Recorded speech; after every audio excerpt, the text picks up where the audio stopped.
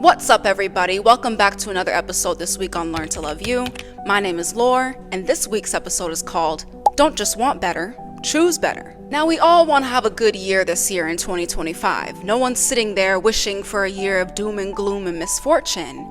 But the problem is, so many of us sit there wanting our lives to be better, wanting to have a better year this year, but we don't actually make the move to start choosing to have a better year this year. So today's episode is going to be on 5 reasons why we often don't choose better for ourselves, and how we can combat those 5 reasons so we can finally have a better year this year in 2025, and a better life overall. Let's get into it. One of the main reasons why we often don't choose better for ourselves is because we get sucked into procrastination. We say, I'll just wait till the weekend to learn that new skill. I'll work on my mental health when I'm not so busy. I'll start working out more when I have more time. Now, I get that we are busy people. Lots of us have jobs and lives and families to tend to, and life definitely gets hectic. However, no matter how busy you might be, no one is ever too busy to invest even just a little bit of time into their well-being. Now, I know what you're thinking. How dare you invalidate how busy I am? You couldn't even understand what it's like to be as busy as me. And you're right.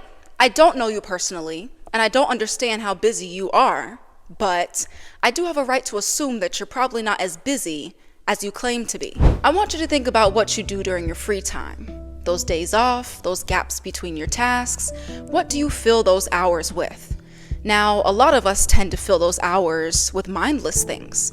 We might spend a little bit too much time scrolling on a certain app.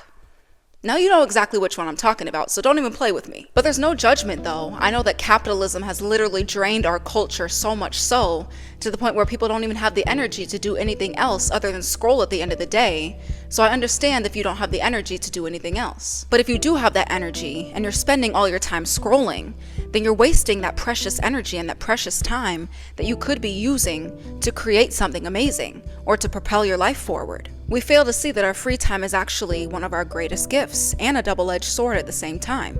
We could either use that free time to create something constructive, or we could misuse it and create further chaos. I want you to know that our greatest asset in life is actually our time. It's the one thing that we can never get back. And the more that we use our time in a constructive way, is the more that we are using that gift in the way that it's meant to be used.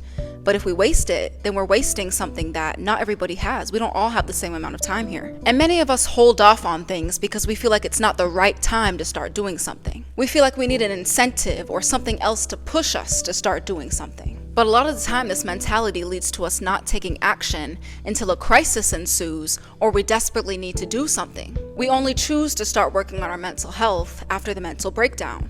We only choose to start saving money once we see the consequences of our reckless spending. We only choose to start eating better food once all that unhealthy food that we've been eating has made us sick. But we don't realize that if we started working on our mental health ahead of time, we could have avoided that mental breakdown. If we started saving money and learning better financial habits, we might not be in the situation that we are in today. If we started eating better ahead of time, then we might have avoided those many trips to the bathroom. And trust me, many trips. I used to eat a lot of unhealthy junk food all the time, and the amount of times I had diarrhea, I don't even know how many times it was. I can't even count, to be honest. But self-love comes from prioritizing yourself, just like you prioritize anything else. Your well-being needs to be prioritized, just as you would prioritize your job or your finances or your children. Your well-being is something that matters deeply at the end of the day. And if you're not prioritizing that, then how do you expect to have a good relationship with yourself? The second main reason that we often don't choose better for ourselves is because many of us don't want to take responsibility for our own happiness. We sit there expecting something to happen, waiting for a miracle to happen, waiting for someone to come our way. And then we get our panties in a twist when that doesn't happen because we don't realize that this thing was not supposed to be in charge of our happiness. We were supposed to be the ones. We think that once I get that new car, or I get into that relationship, or I get that promotion, then my life will be better. Then I'll be happy. But this is a flawed way of thinking. This is the external savior mentality. It's when we believe that something else apart from me is going to be the thing that makes my life better. I don't have to do much of anything myself because once this thing comes along, all my problems are going to be solved. But this always leads to unhealthy attachment because if this thing changes, if this person decides to leave you, if this circumstance doesn't go the way that you want it to, then that void opens up again. Life is not always going to cater to your egoic needs or desires either. You have to be the one who's still able to make the most out of your life, even when life doesn't go exactly how you want it to. We tend not to choose better for ourselves because we don't see that we actually don't need something to start making our lives better.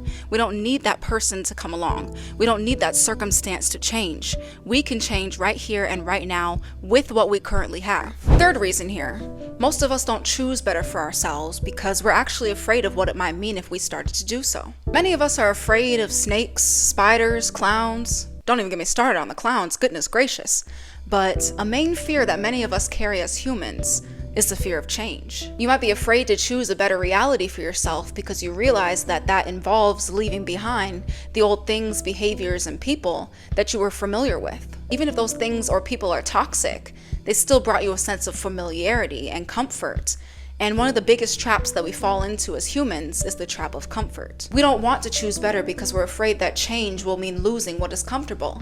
And we'd rather stay in a comfortable situation, even if it's toxic, than to go through a period of discomfort in order to gain something better. But if you're done just wanting better for your life and you actually want to start choosing better, then getting rid of those toxic things and those toxic people and those toxic behaviors is a vital part of this transformation. And yes, there will be discomfort, there will be uncertainty, you might be lonely for a period of time, but you'll look back and realize that the change was actually necessary to give you a better life. The change was actually something that you had to go through in order to propel your life in a better direction. Fourth reason here, many people don't want to choose better for themselves because they're afraid of how other people might perceive them. You might be afraid to invest in your mental health and try out therapy because you're afraid of what your friends or family might think or say. You might be afraid to choose a non-traditional career path because you're afraid of what people on the outside might think. And I understand it's really hard not to care about what other people think. It's really easy to get in your head and worry about other people's perceptions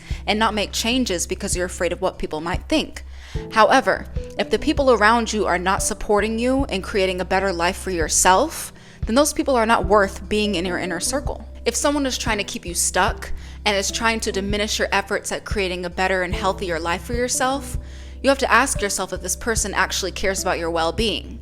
Because there are people out there who will encourage you to make healthy changes. And if this person is not doing so, or if these people aren't doing so, then do they actually care about you? I promise you that the right people are never going to judge you for making better decisions for yourself. And if someone does judge you for making better decisions, then you just gotta feel sorry for them, because it's obvious that they don't know how to make better decisions for themselves. But no matter what people say or think, this is your life, and you're making better decisions for you, not for the approval of other people. And reason number 5, a lot of us don't choose better for ourselves because we're afraid of our own power. We were conditioned for so many years to believe that we're helpless people. We couldn't possibly do anything great. Everything on the outside is supposed to make our lives better. We couldn't possibly do anything because we're helpless people. We have no control. I remember when I started to tap into my own power, it was actually kind of intimidating at first because all my life I was conditioned to believe that I couldn't do anything for myself. I couldn't be the one to fix my life. I couldn't do all these things for myself. And so when I realized I could, it was very intimidating. And having power might be scary because once you recognize that you have it, you can no longer play victim. You can no longer use the victim card. And that's a scary thing to a lot of people. A lot of people are very comfortable always playing victim in their lives. But once you realize you can no longer do that, you realize that, wow, it's kind of intimidating. I have to take responsibility now. Now I see that the power we have is actually our greatest gift from God. You know, we can shape our reality into whatever we want to. We don't have to wait around for something else. We don't have to wait around for something else to change. We can be the ones who decide when our lives change, what we do with our lives, where we go from here. And we don't have to keep wishing and hoping and wanting for things to get better. No, we have the power to choose better here and now. And that's a wonderful gift. It's a gift that you could either use or abuse. Also, you might want to start loving yourself more, but until you choose to start loving yourself more, you're not going to see much of a difference. Love is an active choice that we make, and we have to start choosing love for ourselves every single day in order to start seeing results in our lives. And if you're serious about learning how to love yourself this year, then press that subscribe button, because every single Sunday, we're going to have a new video on a different way that you can love yourself this year. But self-love is a quest. It's a never-ending journey that we must go on in order to have happier and healthier lives. So allow me to take this journey with you and allow me to be your guide along the way. And we will learn to love ourselves together, day by day, little by little, and piece by piece. Just know that at the end of the day, your choices are greater than your wants. You're always choosing who you want to be. You're always choosing where you want to go. It's just up to you to become aware of that and to use that power in a constructive way. I'll see you guys next week.